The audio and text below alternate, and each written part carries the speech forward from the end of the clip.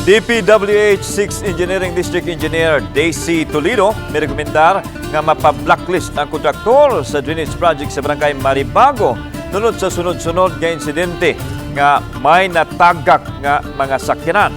Ano ang report? Niadtong Hunyo 5 lang, duha ka mga pribadong sakyanan ang natagak sa gitrabahong drainage project sa Barangay Maribago, Lapu-Lapu City. Una niini ang pagkatagak sa usa ka van nianang buntag ug pagkahapon usa na usab ka pribadong auto ang natagak.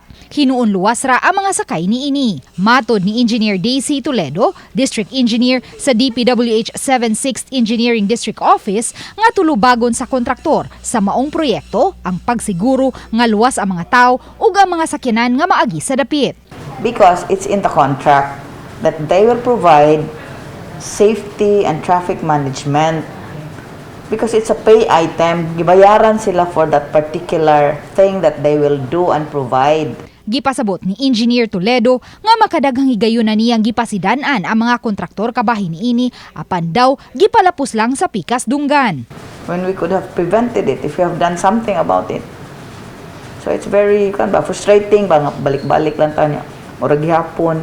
Actually amo pud silang giwarn nga we can recommend further blacklisting because ang district office can recommend. Niadtong hinapos nga bahin sa tuig 2020 pa kini gisugdan pagtrabaho apan makadaghang higayon na usab kining nahunong ang pagtrabaho nunod sa pandemya ug sa bagyong Odette busa gilugwayan sa DPWH ang kontraktor nga mahuman kini hangtod sa Mayo 11 apan wa gihapon kini mahuman. And they will be subjected to liquidated damages for every day of delay since May 11. Giswayan sa RTV Balitang Bisdak pagkuha ang habig sa kontraktor sa maong proyekto apan ilang gibutyag nga lahi ang nagtrabaho niini. Giswayan usab namo pag-text og tawag ang gitumbok nga nagtrabaho niini pinaagi sa numero nga gihatag sa DPWH apan wa kini motubag sa among mga text og tawag.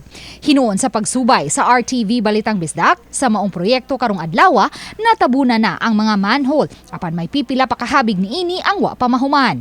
Matod ni Engineer Toledo, misaad hinuon kuno ang kontraktor nga humanon nila kini karong buwan sa Hunyo. Uban ni Philip Patricio ug Rod Prado, Luan Merondina, Balitang Bisdak.